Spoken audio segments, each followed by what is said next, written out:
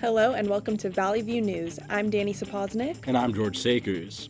We start our newscast with an unfortunate update about a CSUN alumnus. A Venice family is seeking justice after 25-year-old Neil Maroke died in a hit-and-run crash days before his birthday. LAPD says a driver hit Maroke while crossing Washington Boulevard at around 2 in the morning. The driver then sped away without stopping.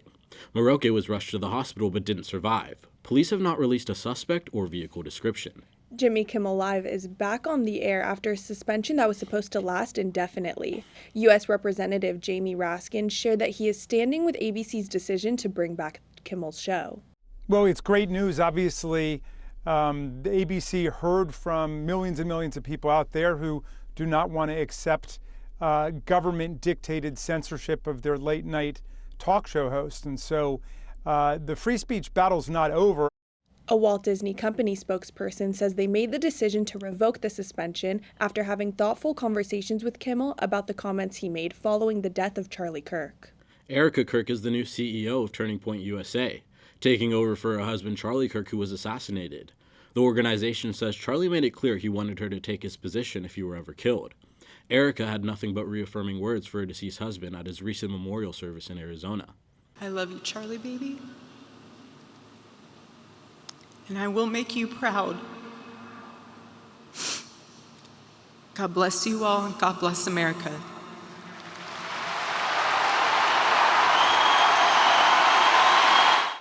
Turning Point board members say they will not surrender or kneel before evil. Instead, they will carry on. Utah Valley University is back in session following the shooting of Charlie Kirk that occurred on its campus. UVU President Astrid Tuminez is standing with the student body and helping them guide through their emotions as they return to classes. I said to them, take your grief, your anger, your fear, cradle it like a baby. You have to feel it. And then after that, then you have to decide what is the pathway that we as human beings connected to one another actually deal with tragedies like this. Students from UVU are hoping the campus spirit will go back to the way it was before the shooting and that stronger security measures will be enforced. President Trump has announced the U.S. Food and Drug Administration is making changes to its policies for pregnant women taking Tylenol. Doctors will now be directed to inform pregnant patients that taking the medication drastically increases the risk of autism for an unborn child. Decades of research instead show that the medication is safe to use while pregnant. However, Trump claims there are too many different medications being consumed by American babies. The Trump administration is ending the federal government's annual food security report. The administration alleges that the process has become redundant, costly, and politicized. The move comes after the administration and Congress passed a domestic agenda package with drastic cuts to food stamps. A recent analysis by the Congressional Budget Office forecasts 2.4 million fewer Americans are projected to receive food stamps after the changes. The White House has announced plans to cut around $5 billion from the foreign aid budget. This includes funding for programs such as the UN Peacekeepers and development assistance. Secretary of State Marco Rubio says one of the programs being canceled includes LGBTQ awareness efforts. The administration used a rare maneuver called a pocket rescission, which happens when a request comes too late in the year for Congress to vote on it. The labor market is being closely monitored as it's showing signs of slowing down. The Federal Reserve just declared its first interest cut rate of the year, where it is now sitting at 4% to 4.25%. The job reports shared the economy added a little under 600,000 jobs this year. This is a decline from last year, where 1.4 million jobs were added. Fed authorities say they foresee around 2 more rate cuts this year and another next year. I've been meaning to ask you, Dani, did you change your nails? Oh, I did. I've been going to the same nail tech for over a year, and she's amazing. I just love to see female-owned businesses thrive. Speaking of that, October is National Women's Small Business Month. Our Simone Warren tells us more about a woman-owned business in the Valley. Women of color are leading the charge in small businesses in the U.S. Black, Hispanic, and Asian entrepreneurs have seen a significant increase in business ownership over the last 2 years. What's changed? Women are turning their hobbies into profitable businesses. Here in Woodland Hills, Julia Brego is turning her love for nails into a business. During COVID, I just would see TikTok videos of other girls showing their day-to-day life of a nail tech, or like how much money they would make, or just like them showing their artistic abilities on nails, and then it just made me interested to try it out. Some of the best ways female-owned businesses have found success is through social media. There was this random day where I just wanted to post a TikTok. The TikTok was a picture of me and it said, "You're signed to make me your nail tech." And then the following pictures was just a bunch of nail work that I've done. And it literally went viral in like one day. Right now it's at 2 million views. Julie's growing success has allowed her to join the group of powerful women supporting themselves through independent businesses. Honestly, I feel great. Like, it's a great accomplishment. My family loves telling everyone else, like, "Oh, my daughter's a nail tech, my sister's a nail tech." Like, it's great. I love it. In Woodland Hills for Valley View News, I'm Simone Warren. Thank you, Simone. More to come in the world of entertainment when we return to Valley View News. Rihanna welcomes a new member of the family. A pop star is taking medical leave after collapsing on stage. Plus, Taylor Swift is making her way back into the cinema spotlight. This and more when we return. Stay with us.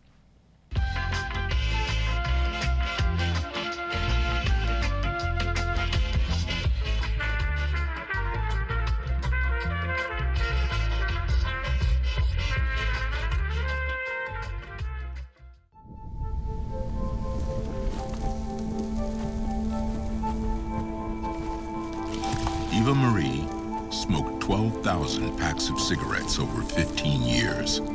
She quit, and now there's a new lung cancer screening that could save her life. You stopped smoking. Now start screening. No matter how much you smoked, early detection could save you. Talk to your doctor or learn more at savedbythescan.org. Welcome back to Valley View News. Now let's switch gears and check in with Hayden Standen in the Digital Media Center for the latest buzz and entertainment. Lots of things happening in the world of entertainment, starting with a pop star who had a very special announcement. Rihanna finally gets her girl. The pop star welcomed her daughter Rocky, and named after her longtime partner A$AP Rocky. The couple, known for their fashion influence, have two sons, Riot and RZA. Fans are excited to see the new addition to the family. On the topic of babies, not only did rapper Cardi B just drop her sophomore album, Am I the Drama, she's also expecting her fourth child. This will be Cardi B's first child with her boyfriend, New England's Patriot wide receiver, Stefon Diggs. Her big news was shared after she won her civil case earlier this month, filed against her by a security guard. Fans flooded social media with congratulations and excitement over both announcements. In other music news, another rising star is making headlines for a very different reason. Pop star Lola Young is recovering after collapsing on stage during her set at the All Things Go music festival. The 24-year-old singer was carried off by medics after fainting while performing Conceited. She cancelled her next day show in Washington, D.C. and thanks fans for their support on Instagram. Young says she's had a tough few days and asks online critics to give her a break. Taylor Swift is making her way back into the cinema spotlight. Alongside announcing her new album, The Life of a Showgirl, Swift also revealed there will be screenings of Taylor Swift, The Release Party of a Showgirl. The film will feature behind-the-scenes footage of her new music video, new lyric videos, and the upcoming album, and more. The album released on Friday, October 3rd, and its screenings will take place during that weekend only. In more film news, Wilmington, North Carolina is officially the place to be. Thanks to Amazon Prime's series, The Summer I Turned Pretty, the series was shot in the picturesque Cape Fear region and has seen a huge spike in tourism since the final season dropped. Residents are happy to see tourists supporting the local economy. It does help small businesses, it really does enrich the town, and it's something that we're thrilled to be a part of and hope to see more of. With the season finale out now, fans can look forward to seeing even more Wilmington as the creators are already working on a feature film. Another place people will be desperate to go to is Coachella. Festival fans are already getting ready for Coachella Music and Arts Festival 2026. Headliners include Sabrina Carpenter, Justin Bieber and Karol G. The festival, known for its iconic fashion and surprise performances, will take place on April 10th through 12th and April 17th through 19th next year. Tickets have already sold out. If you missed out on tickets, both weekends will be live streamed on YouTube. That's all I have for you in the world of entertainment. Back to you guys. Thank you, Hayden. George, I have to tell you, on the other day on the way to work, I almost got ran over by an e-bike. I know, I've had my fair share of close calls too. Speaking of e-bikes, electric bikes and scooters zipping through the streets of LA are contributing to a rising number of injuries. The American College of Surgeons says that over 20,000 electric bike accidents occur annually, with 3,000 of those requiring hospitalization. In response, cities across the country are passing new ordinances requiring children to wear proper safety gear while riding e-scooters and e-bikes. Experts recommend that the riders always wear a strong helmet, knee, and elbow pads before taking off. Computer chip company NVIDIA is investing $100 billion in OpenAI. OpenAI CEO Sam Altman says that this partnership is critical for creating better NVIDIA products. This deal comes after OpenAI agreed to collaborate with companies like Microsoft, Oracle, SoftBank, and Stargate. OpenAI and NVIDIA will work to finalize the deal over the next few weeks. NVIDIA computer components featuring OpenAI technology will hit the market sometime next year. NASA has announced a new team of astronauts. This is the 24th team since the original Mercury 7 took off in 1959. For the first time, the team consists of more women than men. 6 women and 4 men will complete 2 years of training before taking off to explore the moon. One of them could even be the first person to step on Mars. NASA says they are determined to win what they call the second race to the moon. More to come in the world of sports when we return to Valley View News. Can UCLA handle the pressure against Penn State? Will the Lions or Bengals claim jungle dominance? Can the Jaguars stop Mahomes and the Chiefs? This and more after the break. Julie was always a voracious reader. She'd carry 2 novels on an airplane because she'd read one on a 3-4 hour ride. And at some point, I began to notice that she would read a page and couldn't remember what she had just read, and she'd have to go back and read it again. I don't remember much these days after I read, but less does for me, and I love it.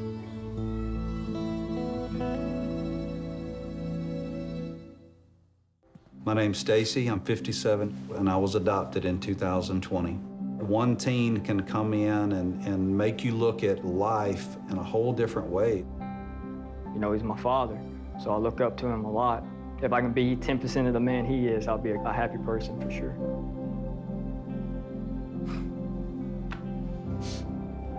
Learn about adopting a teen from foster care. You can't imagine the reward. Visit adoptuskids.org. Welcome back to Valley View News. We're going to pass it over to Simone Warren, who will give us the latest updates in sports. Thank you, George. We are heading into Week 5 of the football season. The injury-ridden Niners are looking to hold off their division foes, the Rams. The Vikings and Browns will play each other in this year's London game. Lions, Tigers, and Bengals, oh my. The Lions and Bengals face off to see who the king of the jungle is. Josh Allen and the Bills will face the Patriots for Sunday Night Football. On Monday night, Patrick Mahomes' Chiefs will head to Jacksonville, taking on Trevor Lawrence and the Jaguars. Moving on to college football, Penn State will play UCLA this Saturday. Vanderbilt and Alabama will also face off this weekend. After beating Florida, Miami is looking to hold off their other state rival, Florida State, this weekend. Now let's take a look into what's happening in motorsports. McLaren is looking to continue their dominant season with a win at the Singapore Grand Prix on October 5th. McLaren holds a 333-point lead over Mercedes, and they already have enough wins to take a tie off the table. McLaren only needs Oscar Piastri or Landon Norris to reach the podium to claim the championship. And while we're on the topic of motorsports, our Samantha Kline is zooming off to the racetrack with Matador Motorsports.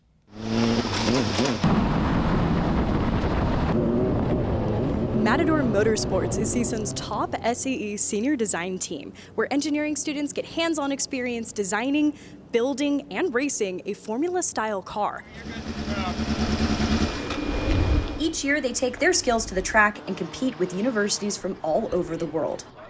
So it is a open-wheeled Formula-style single-seater race car. So what makes this kind of unique, I think, isn't the car itself, but it's the fact that we as students design and develop it all by ourselves. We don't outsource it. We don't take really much outside help at all. We do it all in-house. Not only does the team have to build the car, but they also have to learn how to race it. Working on the car, I have to think about designing it and physics, but when you're driving it, you just go, all that goes away. You don't think, I don't care at all about the physics. I don't care about any of the things that go behind it. I just care about going as fast as possible, because that's what you have to do. We're racing a competition at the end of the day. And that competition, which takes place in Michigan in May of next year, is approaching much faster than you'd think. Breaking into that top 10 it's a hurdle for sure. So we have a lot of work ahead of us, but I think we could do it. I think we could hit top 10 for sure. All of this hard work, collaboration, and determination is just the start for Matador Motorsports as they continue to prepare for competition. The race to the start line. From the Gene Haas Laboratory for Valley View News, I'm Samantha Kline. Back to you guys. Well, things are certainly heating up at the racetrack, just like the weather. Our Hayden Standen tells us this week's weather forecast. I hope you haven't run out of sunscreen. The sun will be making its presence felt yet again this week. Firstly, a look at the valleys. Prepare for some heat as temperatures will be ranging between the low to high 80s during the day. The evenings will see temperatures mostly in the high 50s to low 60s. Taking a look at the Inland Empire, expect more warm conditions with temperatures in the low 80s during the day all week long. Evenings will be cooler with lows between the high 50s to mid 60s. Heading to downtown, a similar theme. Temperatures will be in the high 70s to low 80s. Evenings will see temperatures between the high 60s and low 70s during the week. The beaches will definitely be worth attending this week as there'll be sunny conditions all week long. You can get ready for some tanning opportunities as temperatures are in the high 70s during the day. Temperatures will be in the low to mid 60s at night. That's all that I have for you from the Valley View Weather Centre. Back to you guys. Thank you, Hayden. Dani, did you grab a pumpkin spice latte this morning? No, it still feels like summer to me. But speaking of pumpkin spice lattes, the flavor of fall is back. Pumpkin spice lattes have returned to Starbucks. Starbucks introduced PSLs in 2003, and its major success has brought it back every year. As fans began sharing their love for PSLs across social media, other companies have developed pumpkin spice products of their own, like scented candles and donuts.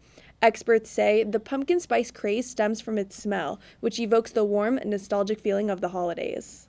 If I just encourage you to get a pumpkin spice latte, be warned. Coffee prices are rising as a result of Trump's tariffs.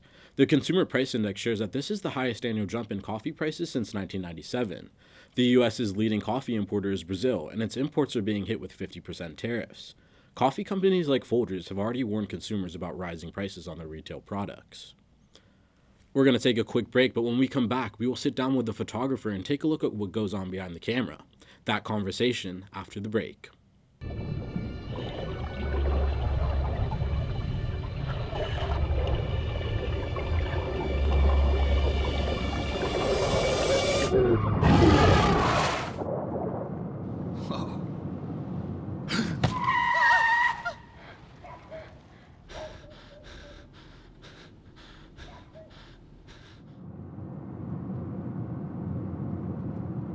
Eyes forward. Don't drive distracted.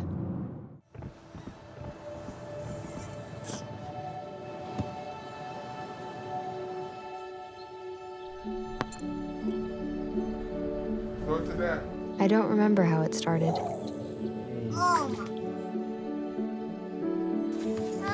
Our back and forth.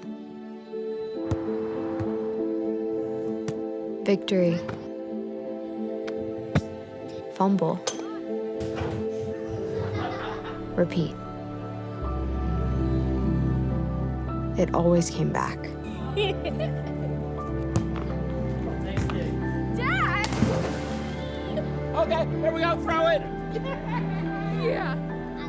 You probably don't remember what you told me, That was perfect. but I heard every word. Nice.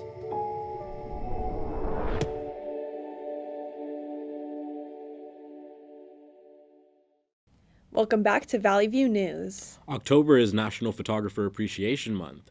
Our Hayden Standen is sitting down with an experienced photographer who will give us a look at what goes on behind the camera.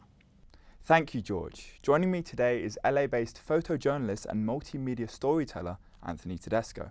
Anthony, it's great to have you here. It's great to be here, thank you. Let's start from the beginning. How did you get into photography? I fell in love with photography here at CSUN. It started when I took an elective here, photojournalism. At the time, I was still set in the mindset of just being like a print journalist. When I had switched into the major, I didn't think that being a journalist expanded outside of maybe a newsroom or like a desk kind of setting. But I took a photojournalism class, and I instantly fell in love with the arts and the capabilities that like a camera offers you as a storyteller, and me being somebody that's visually inclined in terms of storytelling. Like, I love film, I love television, I love photography. I used to like photography before, and that was kind of, it was I guess I would say a suppressed sort of interest that kind of, as a child I was into it, and then I kind of forgot about it. But that class that I took here, J250 or something like that, I like rekindled the fire that I had forgotten that I had. And I was like, okay, this is like something I seriously, I love doing. And then from there it was just, I bought a camera and just kind of kept it at my side at all times. So a key topic your work has centered around recently is the ICE protests. In a protesting environment, how do you go about making sure you're safe in such a tricky place? Definitely pulling from my peers that I've met throughout this year, because up until this point, or I hadn't been shooting before this year, I should say. And when these ICE protests and the unrest kind of was bubbling in downtown LA, it happened very fast, and I was way out of my element. But I had met several photographers leading up to these, and so they were a little bit more prepared than I had been. And they said, get yourself potentially some sort of vest to protect yourself, masks, gas masks, I said a helmet, and maybe a backpack to cover your backside, but it all happened very quickly this year. And so for the first, I want to say maybe first two big protests downtown, down by the detention center, and then also in Compton, which was further away. That all happened within a 3 or 4 day span back in June. But a lot of us were we were not prepared protection-wise, I should say. To answer your question, just head on a swivel is very important as well. So what is it about protests specifically that draws you in and makes you want to take photos there of all places? I think how visceral the imagery can be, and also the weight of what is being protested, and how it recently has been a major impact on the Los Angeles community, with people being disappeared off the streets, people being locked up for, most of the time, no reason. And it's very it is a super depressing reality that we find ourselves in, and the protests are a natural human response. And so capturing images of that, I think, is not only important for regular people to see, in the news cycle, but it's also important to just kind of capture the essence of what is happening now, on a human level, if that makes sense. So what kind of messages are you trying to capture when you're taking these photos? Is it the emotion? Is that the main focus, or is it something else? That is a main focus for sure. Emotion is always important. Action and reaction, emotions, just also good composition is important in every photo, but yeah, I think it's just trying to boil down a situation to what is essentially happening, because that's what photography is. This is happening in this moment right now, and then what do we see? And then, yeah. Oh no, sorry, go for it. Speaking of those moments, is there a particular moment that you've captured that stuck with you the most, and why? There's a couple. The first and foremost image that comes to my mind was it was the second or third day of anti-ICE protest downtown, and this guy in a skull-painted balaclava hops on top of one of these Waymos downtown that had been parked and set on fire, and he's got a big old I don't know if there was a mouth cut out of the face mask, but there was a grin on there. And he's got a skateboard and he's whacking the top of the Waymo, and behind him is this massive fireball of the other ones behind him that are burning. So that is one photo that I'm very proud to say that I've captured, and it's probably the most striking that I have in recent memory. So it seems that you're not at all afraid to capture photos in very difficult, very stressful environments. Do you feel like photographers like yourself get the credit they deserve for showing that willingness to capture these kind of photos? I would say yes and no. I think when certain images are entering the news cycle and showing up on headlines and stuff, I think the recognition comes after the fact. I think more of the attention on, from the audience perspective, is based on the photo itself, and then, in retrospective, we look back and say, oh man, I can't imagine what this photographer had to go through to get this image, which, I think has been a big thing that's been going on recently. Just, there's so much going on, and so much chaos, I guess is the right word to use. There's a lot of more important things to worry about in front of the camera than what's going on behind it, which maybe is not, that's a little self-deprecating perhaps, but I'm not concerned about myself. I'm concerned about telling the story, if that makes sense. So looking ahead to the future, how do you think photography will change with things like AI and Photoshop very much in the picture nowadays? I certainly hope it doesn't change too much. AI is becoming a big topic of conversation, but realistically, it's not, I don't think it's going to have that much of an impact on the photography sphere. AI video definitely is getting up there in terms of, believability, but I think we have enough of a solid foundation in like legacy media and print publications in terms of what photos are ran, just from like a standards. We have like our AP standards for writing and stuff. Same goes for photography. Certain things can't be shown.